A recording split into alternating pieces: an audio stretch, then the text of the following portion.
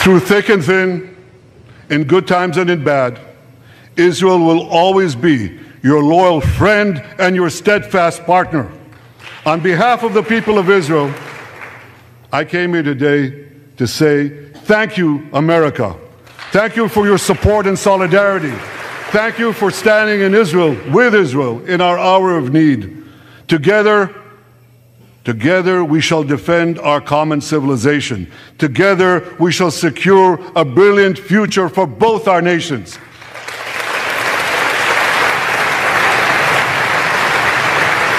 Shalom, salam damai sejahtera bagi kita semuanya. Apa kabar saudara-saudaraku? Saya berdoa saudara-saudara semuanya sehat selalu dan diberkati oleh Tuhan ketika menyaksikan video ini. Kali ini kita akan melihat bagaimana bangsa Israel ternyata mendapat dukungan penuh dari Amerika. Nah, kita tahu bahwa bangsa Israel ini adalah satu negara yang berdiam dikelilingi oleh negara-negara Islam. Dan sampai sekarang Israel ini mendapatkan serangan-serangan dari negara-negara yang tidak menyukainya. Dan mereka ingin menghancurkan Israel. Tetapi puji Tuhan, Amerika yang menyadari bahwa orang-orang Israel yang berhasil membangun negara Amerika. Dan sampai hari ini, Amerika dapat berdiri kuat karena adanya orang-orang yang pintar berasal dari Israel, yaitu orang-orang Yahudi. Indonesia termasuk salah satu negara yang tidak punya hubungan bilateral atau kerjasama antar dua negara. Dan sering sekali Israel ini dikutuki oleh pemimpin-pemimpin yang ada di Indonesia. Namun oleh karena anugerah dan kuasa dan janji Tuhan yang pernah diberikan kepada bangsa Israel, karena bangsa Israel ini adalah umat pilihan Allah. Dan itu sebabnya bangsa Israel teguh dan kuat sampai hari ini. Terlebih lagi bahwa Amerika yang didominasi oleh orang-orang Yahudi, orang-orang yang pintar baik dalam ekonomi, teknologi, dan juga politik, itu semuanya berasal dari keturunan orang-orang Israel. Nah, yang perlu dipahami adalah banyak negara-negara tidak sadar bahwa sampai hari ini teknologi bisa berjalan, itu semuanya karena internet, karena Google, karena Facebook, dan karena YouTube. Nah, semua yang dipakai oleh bangsa-bangsa dalam media sosial itu pusatnya ada di Amerika. Nah, server terbesar, bahkan jaringan internet yang menguasai seluruh dunia, itu fokusnya ada di Amerika. Coba bayangkan kalau seandainya Amerika memutuskan satu network saja ke negara-negara Islam, mereka tidak akan mungkin bisa menggunakan senjata-senjata nuklir karena senjata-senjata itu dilepaskan berdasarkan data-data map yang didapat dari satelit pusat dunia. Nah, bayangkan juga kalau semua negara-negara yang memusuhi Israel itu semuanya diputuskan hubungan jaringan internetnya. Bagaimana kisahnya terlebih lagi buat negara kita Indonesia? Berikut ini kita akan dengarkan bagaimana Perdana Menteri Israel Benjamin Netanyahu menyampaikan khotbahnya di tengah-tengah orang-orang yang terkenal di Amerika. Ini dia videonya. Members of Congress, I now have the high privilege and distinct honor of presenting to you His Excellency Benjamin Netanyahu, Prime Minister of Israel. Thank you.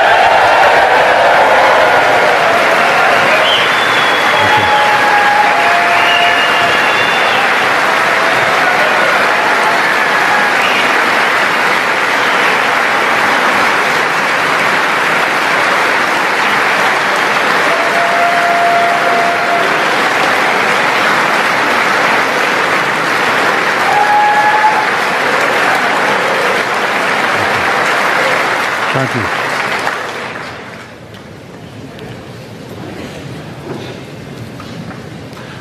Speaker of the House, Mike Johnson, Senator Ben Cardin, Minority Leader Hakeem Jeffries, Senate Majority Leader Chuck Schumer, Senate Minority Leader Mitch McConnell, senators, members of Congress, distinguished guests. Mr. Speaker, I want to thank you for giving me the profound honor of addressing this great citadel of democracy for the fourth time.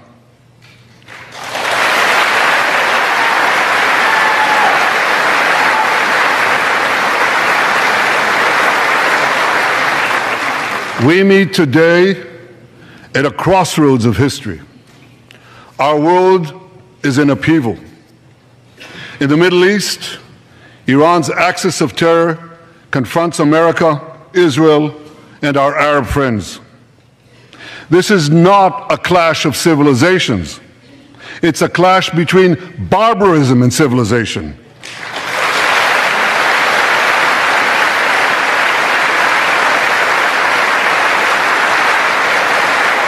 It's a clash between those who glorify death and those who sanctify life.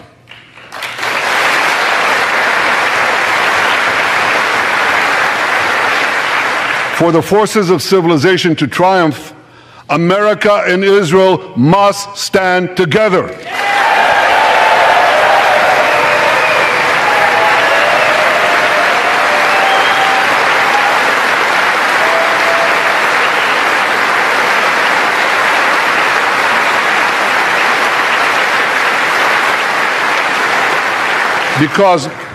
Because when we stand together, something very simple happens. We win, they lose.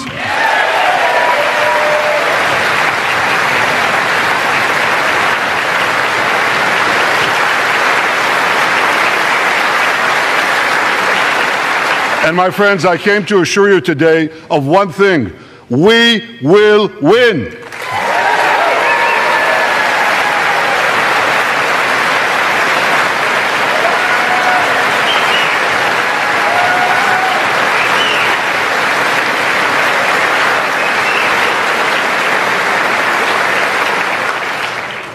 Ladies and gentlemen, like December 7th, 1941, and September 11th, 2001, October 7th is a day that will forever live in infamy.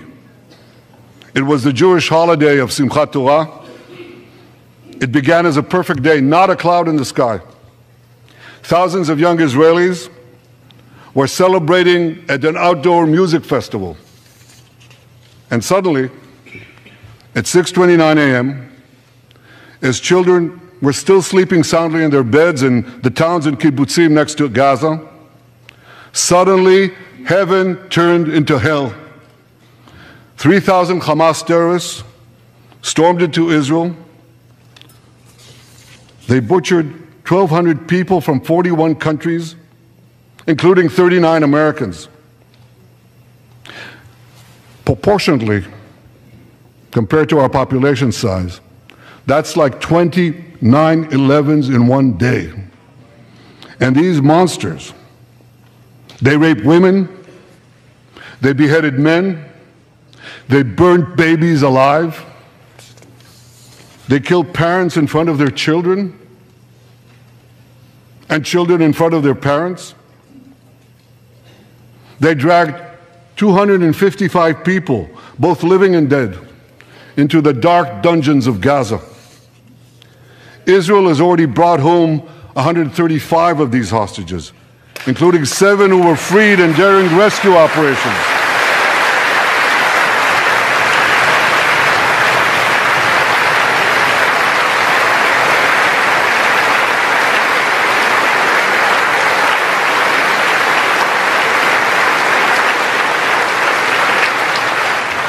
One of those freed hostages, Noor Gamani, is here in the gallery, sitting near my wife Sarah. On the morning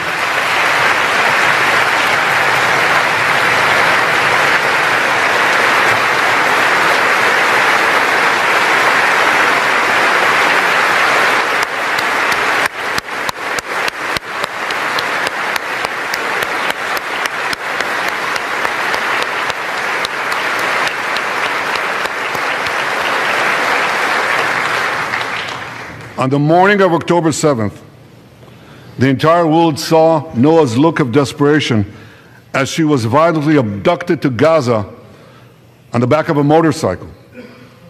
I met Noah's mother, Leora, a few months ago. She was dying of cancer. She said to me, "Prime Minister, I have one final wish. I wish to hug my daughter Noah one last time before I die." 2 months ago, I authorized a breathtaking commando rescue operation. Our special forces, including a heroic officer named Arnonz Mora, who fell in this battle, rescued Noah and 3 other hostages.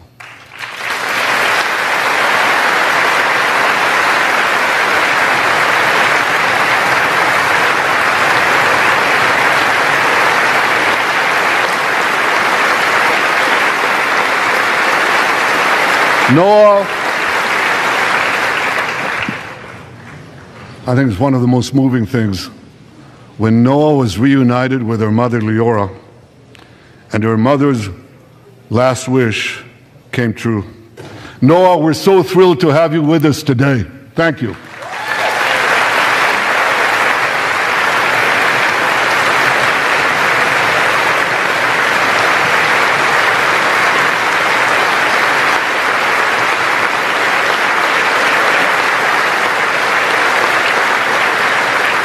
Many hostage families are also here with us today, including Eliyahu Bibas.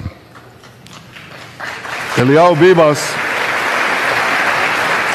is the grandfather of those 2 beautiful red-headed boys, the Bibas boys, toddlers.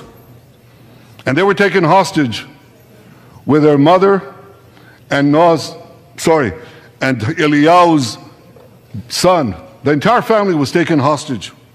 2 beautiful red-haired children taken hostage. What monsters.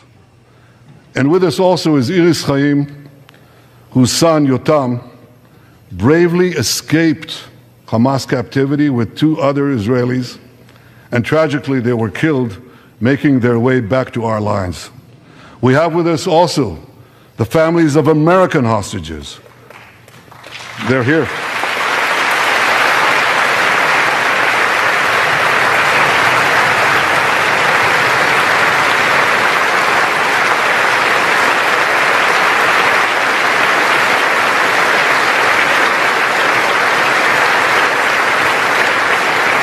The pain these families have endured is beyond words. I met with them again yesterday, and I promised them this: I will not rest until all their loved ones are home, all of them.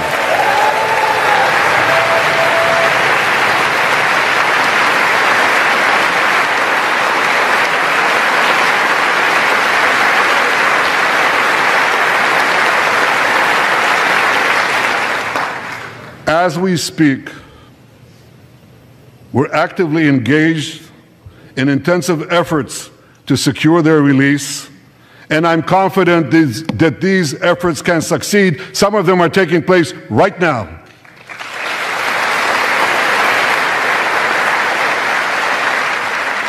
I want to thank President Biden for his tireless efforts on behalf of the hostages and for his efforts to the hostage families as well.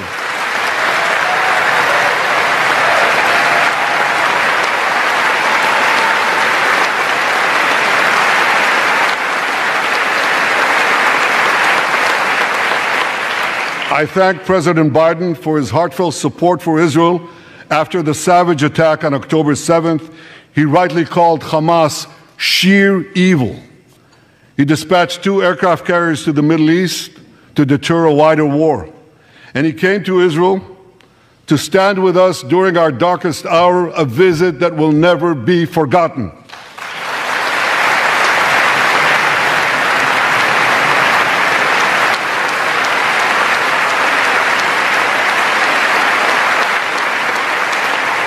President Biden and I have known each other for over 40 years. I want to thank him for half a century of friendship to Israel and for being, as he says, a proud Zionist. Actually, he says a proud Irish-American Zionist.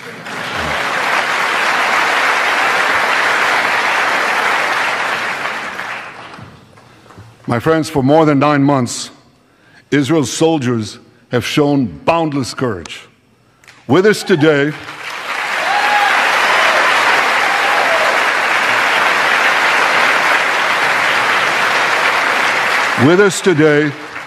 is Lieutenant Avichai Reuven.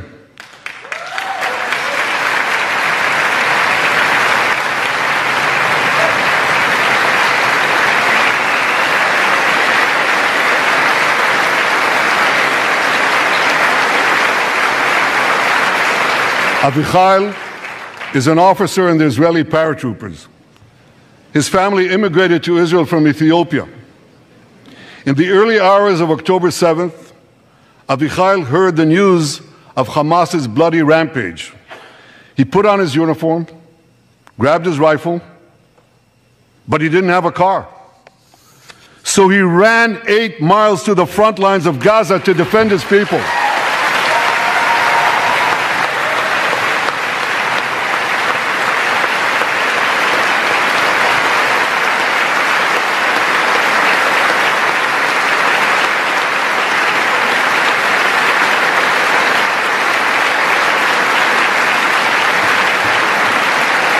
You heard that right. He ran 8 miles, came to the front lines, killed many terrorists, and saved many, many lives. Avichai, we all honor your remarkable heroism. Another Israeli is with us here today, and he's stand up right next to Avichai. This is Master Sergeant Isr4el.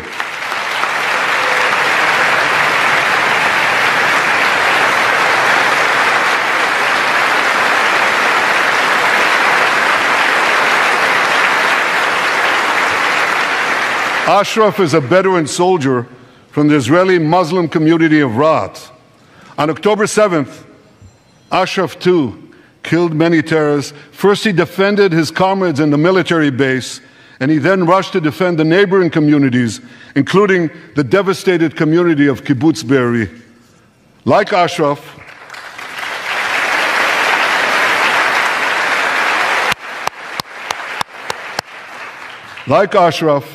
the Muslim soldiers of the IDF fought alongside their Jewish, Druze, Christian, and other comrades in arms with tremendous bravery.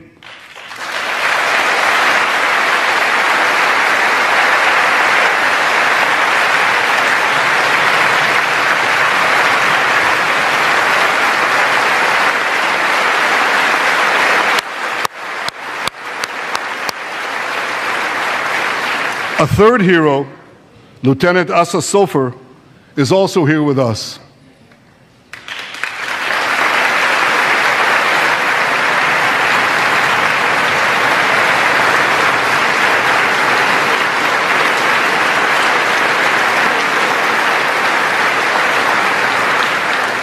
Asa fought as an officer in the Tank Corps, and he was wounded in battle. He was wounded in battle while protecting his fellow soldiers from a grenade. He lost his right arm and the vision in his left eye. He's recovering, and incredibly, within a short time, Asa will soon return to active duty as a commander of a tank company.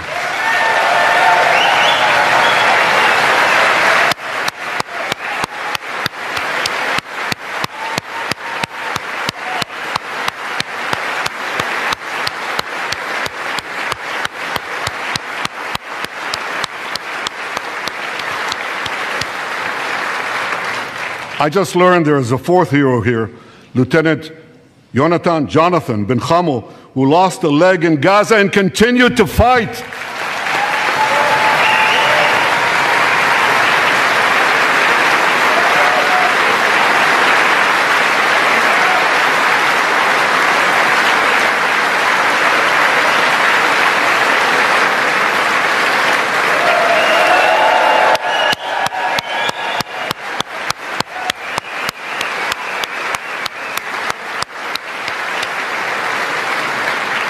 My friends, these are the soldiers of Israel, unbowed, undaunted, unafraid.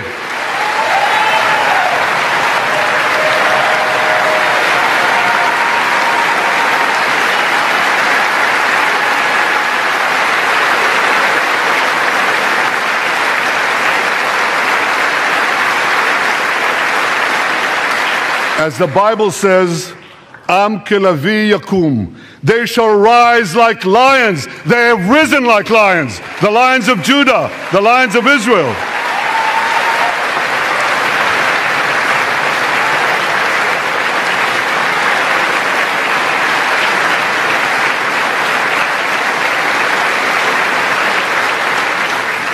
Ladies and gentlemen, the men and women of the IDF come from every corner of Israeli society, every ethnicity, every color, every creed, left and right, religious and secular.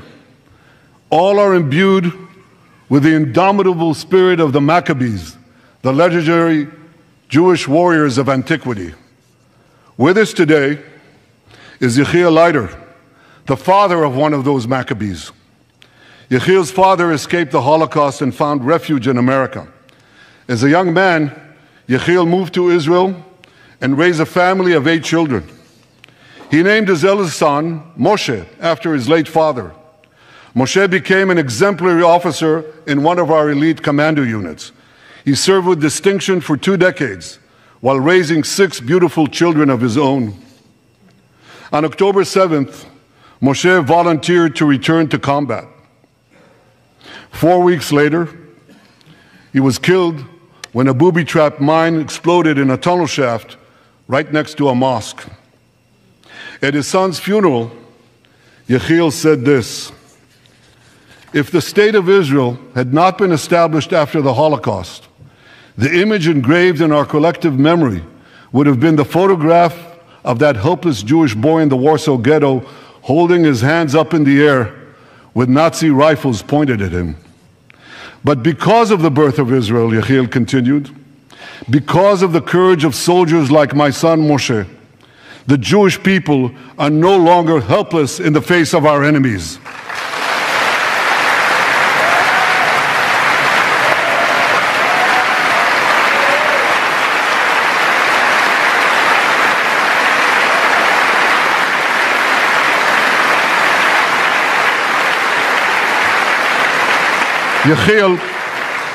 Yechiel, please rise so we can honor your son's sacrifice. And I pledge to you and to all the bereaved families of Israel, some of whom are in this hall today, the sacrifice of your loved ones will not be in vain.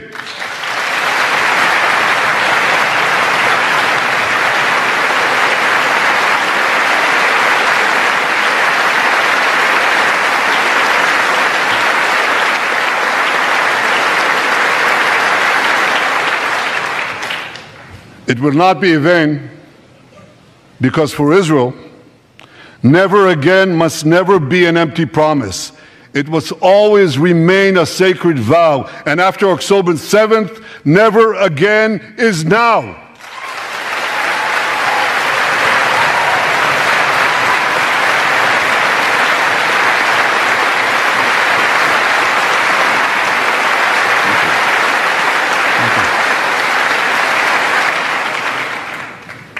My friends, defeating our brutal enemies requires both courage and clarity. Clarity begins by knowing the difference between good and evil. Yet incredibly, many anti-Israel protesters, many choose to stand with evil. They stand with Hamas. They stand with rapists and murderers. They stand with people who came into the kibbutzim, into a home. The parents hid the children, the 2 babies, in the attic, in a secret attic. They murdered the families, the parents. They find the secret latch to the hidden attic, and then they murder the babies. These protesters stand with them. They should be ashamed of themselves.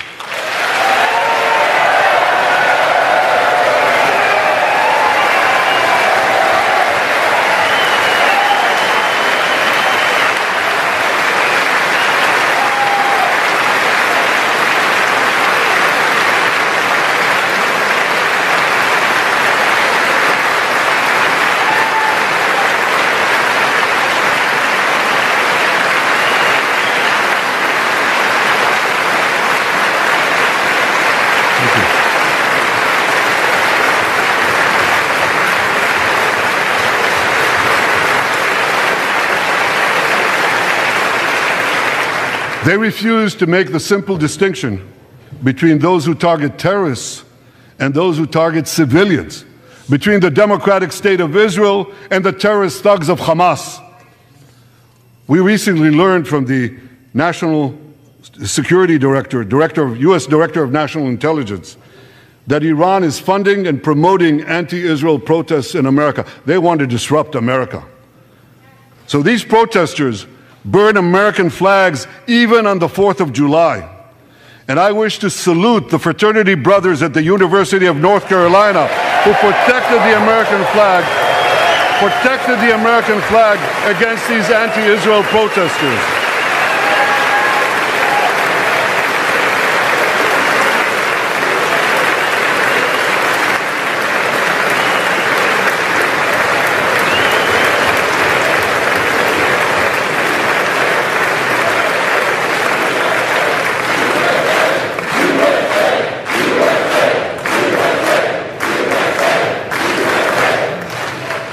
For all we know, Iran is funding the anti-Israel protests that are going on right now outside this building. Not that many, but they're there, and throughout the city. Well, I have a message for these protesters. When the tyrants of Tehran, who hang gays from cranes and murder women for not covering their hair, are praising, promoting, and funding you, you have officially become Iran's useful idiots.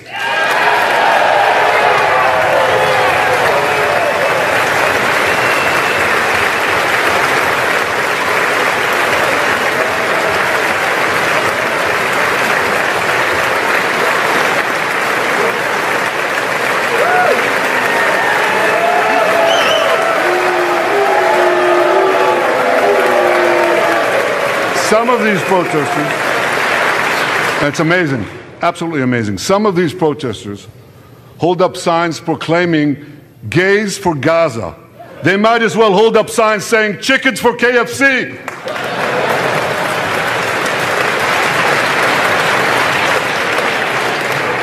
These protesters chant from the river to the sea, but many don't have a clue what river and what sea they're talking about. They not only get an F in geography, they get an F in history. They call Israel a colonialist state.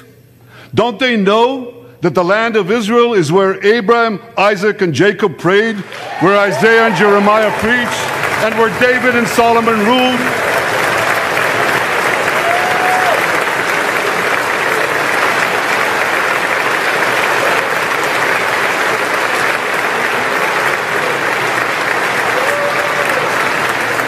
For nearly 4,000 years, the land of Israel has been the homeland of the Jewish people. It's always been our home. It will always be our home.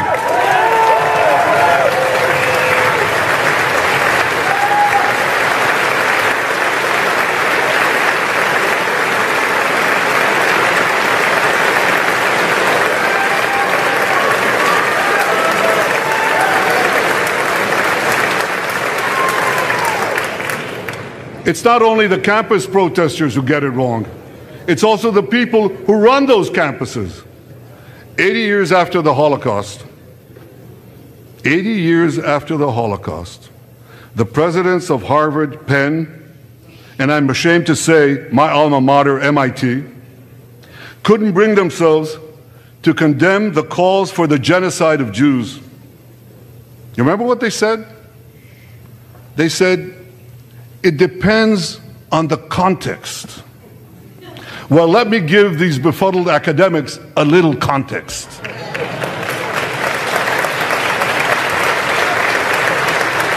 Anti-Semitism is the world's oldest hatred. For centuries, the massacre of Jews was always preceded by wild accusations. We were accused of everything from poisoning wells to spreading plagues, to using the blood of slaughtered children to bake Passover matzahs. These preposterous anti-Semitic lies led to persecution, mass murder, and ultimately to history's worst genocide, the Holocaust. Now, just as malicious lies were leveled for centuries at the Jewish people, Malicious lies are now being leveled at the Jewish state. No, don't applaud. Listen.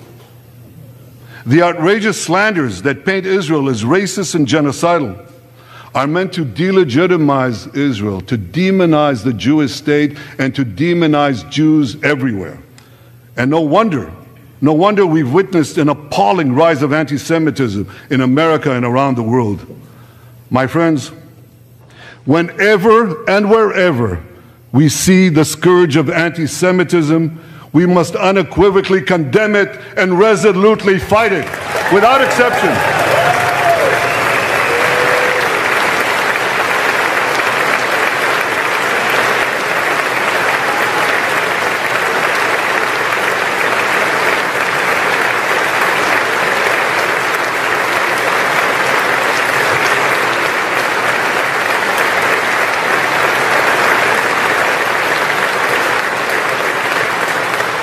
And don't be fooled when the blood libels against the Jewish state come from people who wear fancy silk robes and speak in lofty tones about law and justice. Here's a case in point. The prosecutor of the International Criminal Court has shamefully accused Israel of deliberately starving the people of Gaza. This is utter, complete nonsense. It's a complete fabrication.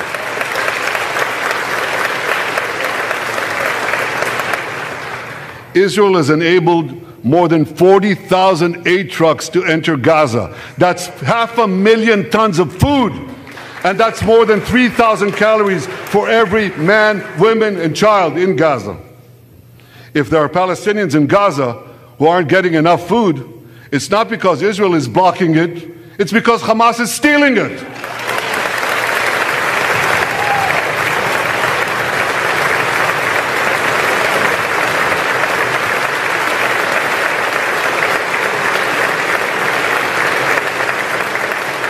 So much for that lie, but here's another. The ICC prosecutor accuses Israel of deliberately targeting civilians. What in God's green earth is he talking about? The IDF has dropped millions of flyers, sent millions of text messages, made hundreds of thousands of phone calls to get Palestinian civilians out of harm's way. But at the same time, Hamas does everything in its power to put Palestinian civilians in harm's way. They fire rockets from schools, from hospitals, from mosques. They even shoot their own people when they try to leave the war zone. A senior Hamas official, Fatri Hamad, boasted, listen to this, he boasted that Palestinian women and children excel at being human shields. His words, excel at being human shields. What monstrous evil. For Israel, every civilian death is a tragedy. For Hamas, it's a strategy. They actually want Palestinian civilians to die so that Israel will be smeared in the international media and be pressured to end the war before it's won. This would enable Hamas to survive another day, and as they vowed, to carry out October 7th again and again and again. Well, I want to assure you, no matter what pressure is brought to bear, I will never allow that to happen.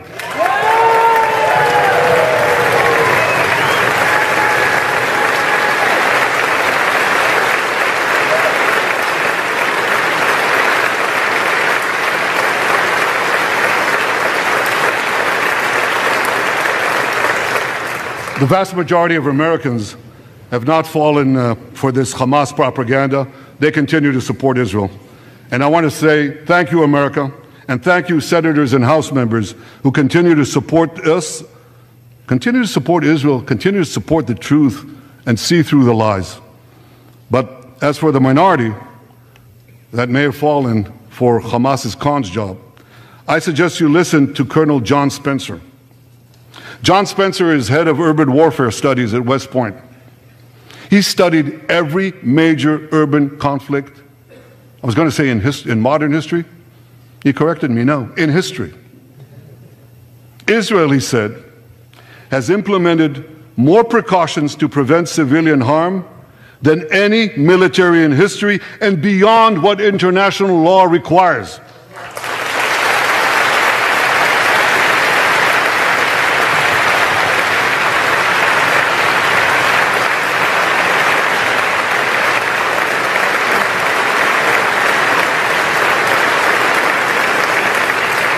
That's why, despite all the lies you've heard, the war in Gaza has one of the lowest ratios of combatants to non-combatants casualties in the history of urban warfare. And you want to know where it's lowest in Gaza? It's lowest in Rafah. In Rafah. Remember what so many people said? If Israel goes into Rafah, there'll be thousands, maybe even tens of thousands of civilians killed. Well, last week, I went into Rafah. I visited our troops as they finished fighting Hamas's remaining terrorist battalions. I asked the commander there, how many terrorists did you take out in Rafah? He gave me an exact number, 1,203.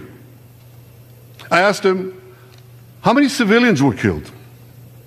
He said, Prime Minister, practically none, with the exception of a single incident where shrapnel from a bomb hit a Hamas weapons depot and unintentionally killed 24 people. The answer is practically none. You want to know why? Because Israel got the civilians out of harm's way, something people said we could never do, but we did it.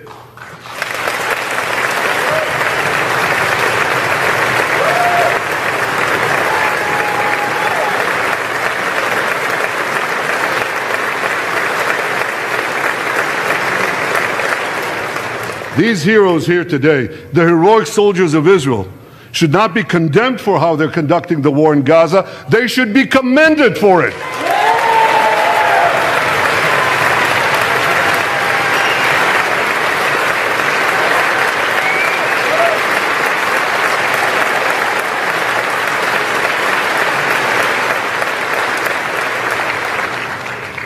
I want to thank all of you here today who forcefully opposed the false accusations of the ICC and stood up for the truth. These lies are not only libelous, they're downright dangerous. The ICC is trying to shackle Israel's hands and prevent us from defending ourselves. And if Israel's hands are tied, America is next. And I'll tell you what else is next. The ability of all democracies to fight terrorism will be imperiled. That's what's on the line. So let me assure you, the hands of the Jewish state will never be shackled. Israel will always defend itself.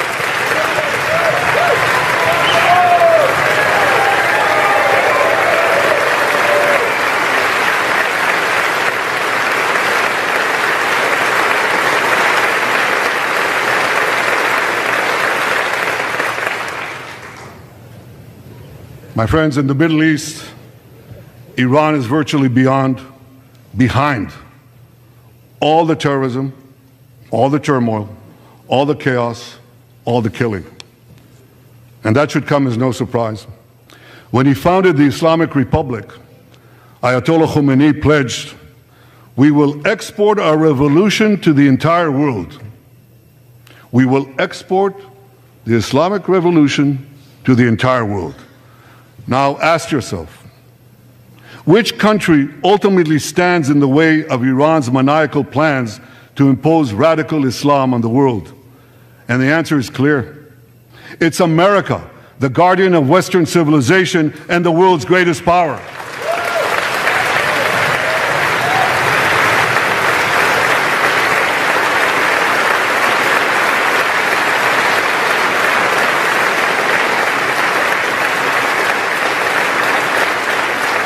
That's why Iran sees America as its greatest enemy. Last month, we heard a revealing comment, ostensibly about the war in Gaza, but about something else. It came from the foreign minister of Iran's proxy, Hezbollah, and he said this: "This is not a war with Israel. Israel," he said, "is merely a tool. The main war, the real war, is with America. Iran's regime has been fighting America from the moment it came to power. In 1979, it stormed the American embassy. It held scores of Americans hostage for 444 days. Since then, Iran's terrorist proxies have targeted America in the Middle East and beyond. In Beirut, they killed 241 U.S. servicemen. In Africa, they bombed American embassies. In Iraq, they supplied explosives to maim and kill thousands of American soldiers. In America, they actually sent death squads. They sent death squads here to murder a former Secretary of State and a former National Security Advisor. And as we recently learned, they even brazenly threatened to assassinate President Trump. But Iran understands that to truly challenge America, it must first conquer the Middle East. And for this, it uses its many proxies, including the Houthis, Hezbollah, and Hamas. Yet in the heart of the Middle East, standing in Iran's way, is one proud pro-American democracy, my country, the State of Israel.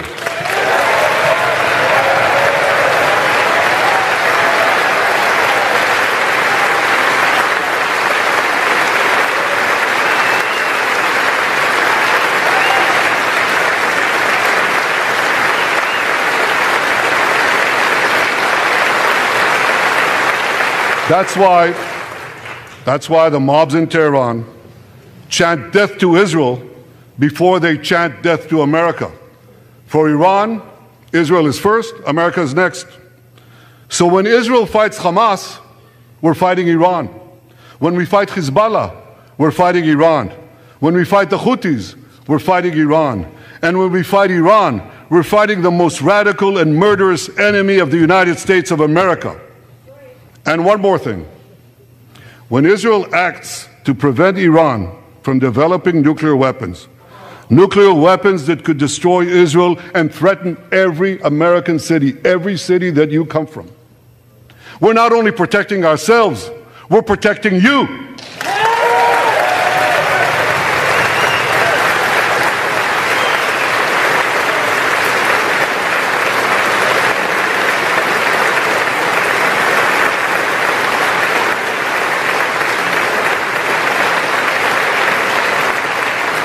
My friends, if you remember one thing from the speech, remember this. Our enemies are your enemies. Our fight is your fight. And our victory will be your victory.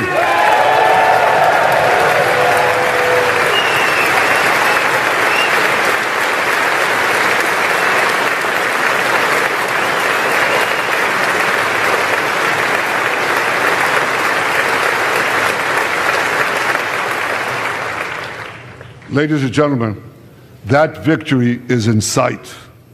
Israel's defeat of Hamas will be a powerful blow to Iran's axis of terror. Another part of that axis, Hezbollah, attacked Israel on October 8th, a day after the Hamas attack. It has launched thousands of missiles and drones against us. 80,000 of our citizens in northern Israel evacuated their homes, becoming effectively refugees in their own land. We are committed to returning them home. We prefer to achieve this diplomatically. But let me be clear. Israel will do whatever it must do to restore security to our northern border and return our people safely to their homes.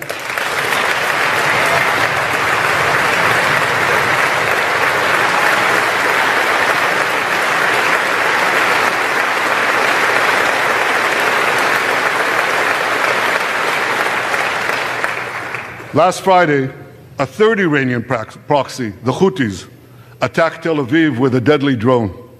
It exploded a few hundred feet from the American consulate, killing one person and injuring 9.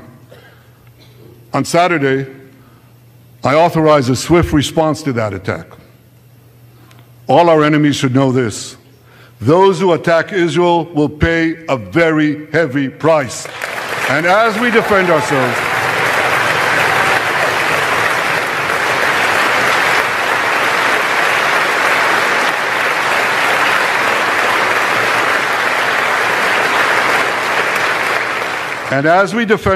on all fronts, I know that America has our back, and I thank you for it. All sides of the aisle, thank you.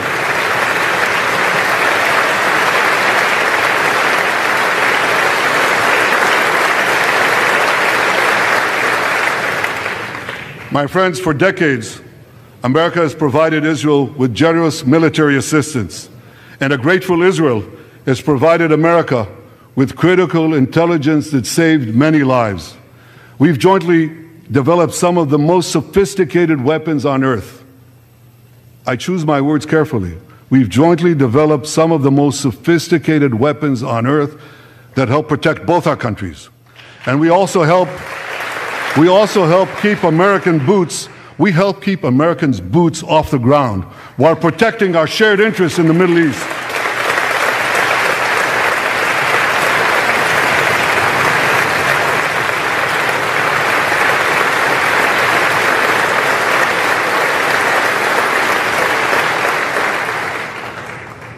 I deeply appreciate America's support, including in this current war. But this is an exceptional moment. Fast-tracking U.S. military aid can dramatically expedite an end to the war in Gaza and help prevent a broader war in the Middle East.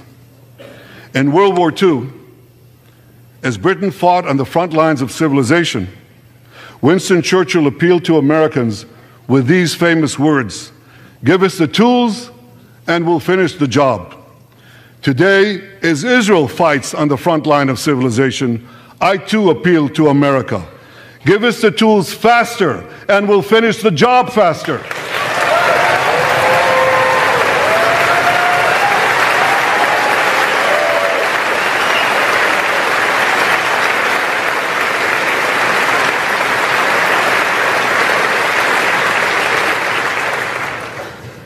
My dear friends, the war in Gaza could end tomorrow if Hamas surrenders, disarms, and returns all the hostages.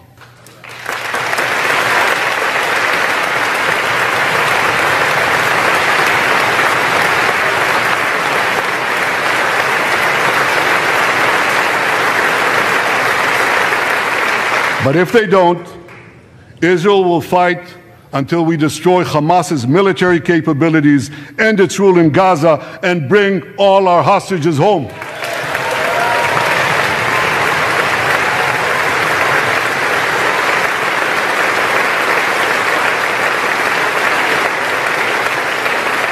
That's what total victory means, and we will settle for nothing less.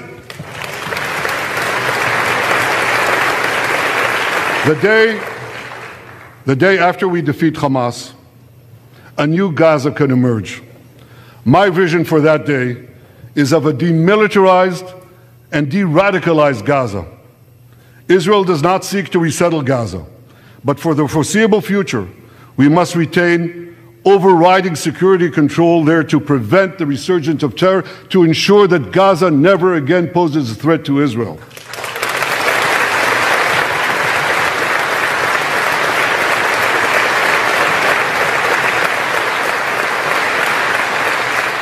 Gaza should have a civilian administration run by Palestinians who do not seek to destroy Israel. That's not too much to ask.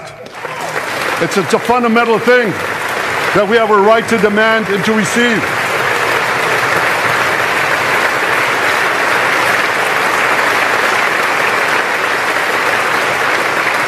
A new generation of Palestinians must no longer be taught to hate Jews, but rather to live in peace with us.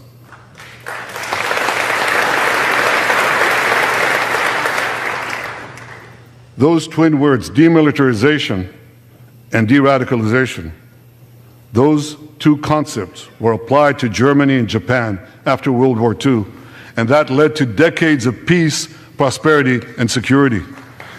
Following our victory, with the help of regional partners, the demilitarization and de-radicalization of Gaza can also lead to a future of security, prosperity, and peace. That's my vision for Gaza.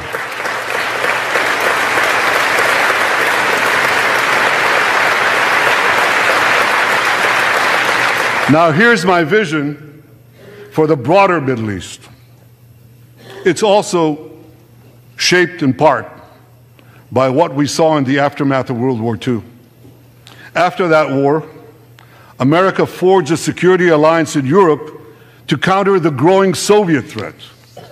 Likewise, America and Israel today can forge a security alliance in the Middle East to counter the growing Iranian threat. All countries that are at peace with Israel and all those countries who will make peace with Israel should be invited to join this alliance. We saw a glimpse of that potential alliance on April 14th. Led by the United States, more than half a dozen nations worked alongside Israel to help neutralize hundreds of missiles and drones launched by Iran against us. Thank you, President Biden, for bringing that coalition together.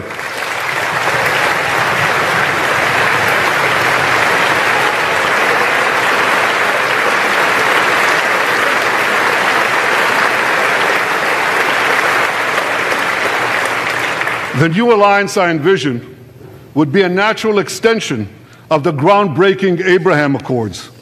Those accords saw peace forged between Israel and 4 Arab countries, and they were supported by Republicans and Democrats alike. We could call,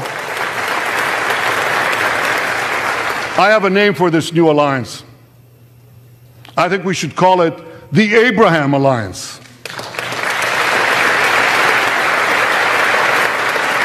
I want to thank President Trump for his leadership in brokering the historic Abraham Accords.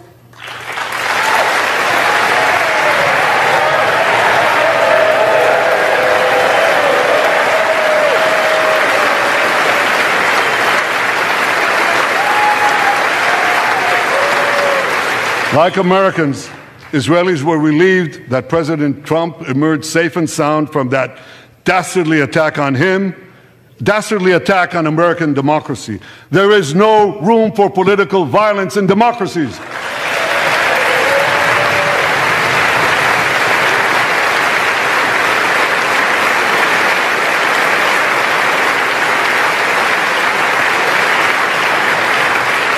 I also want to thank President Trump for all the things he did for Israel, from recognizing Israel's sovereignty over the Golan Heights, to confronting Iran's aggression, to recognizing Jerusalem as our capital and moving the American embassy there.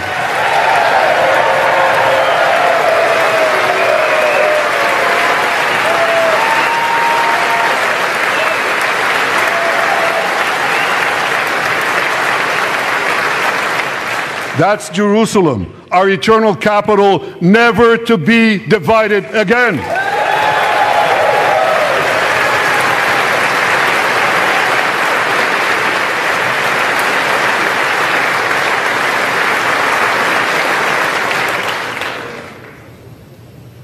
My dear friends, Democrats and Republicans, despite these times of upheaval, I'm hopeful about the future. I'm hopeful about Israel because my people, the Jewish people, emerged from the depths of hell, from dispossession and genocide. And against all odds, we restored our sovereignty in our ancient homeland. We built a powerful and vibrant democracy, a democracy that pushes the boundaries of innovation for the betterment of all humanity. I'm hopeful about America because I'm hopeful about Americans. I know how much the people of this country have sacrificed to defend freedom. America will continue to be a force for light and good in a dark and dangerous world. For free peoples everywhere, America remains the beacon of liberty its extraordinary founders envisioned back in 1776.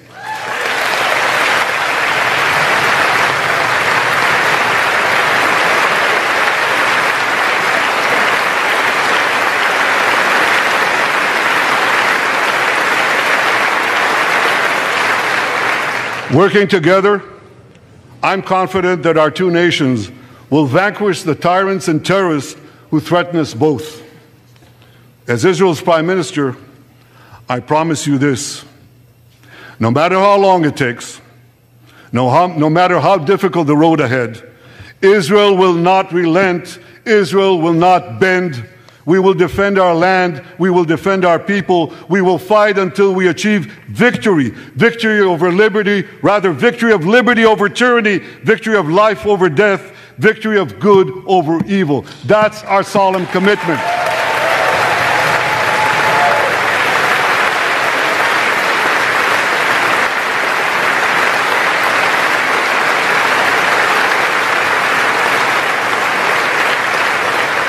And we will continue to work with the United States and our Arab partners to transform a troubled region from a backwater of repression, poverty, and war into a thriving oasis of dignity, prosperity, and peace.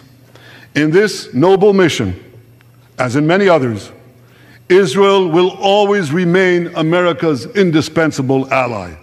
Through thick and thin,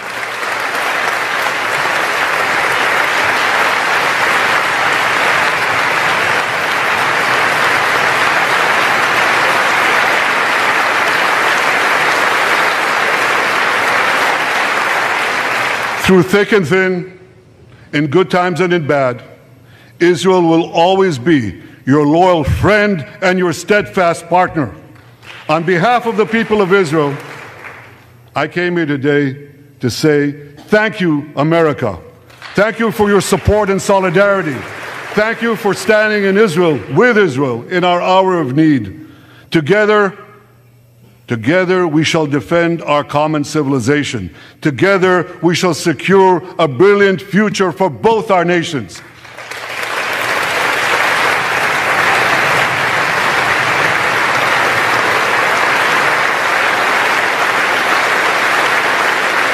May God bless Israel, may God bless America, and may God bless the great alliance between Israel and America forever.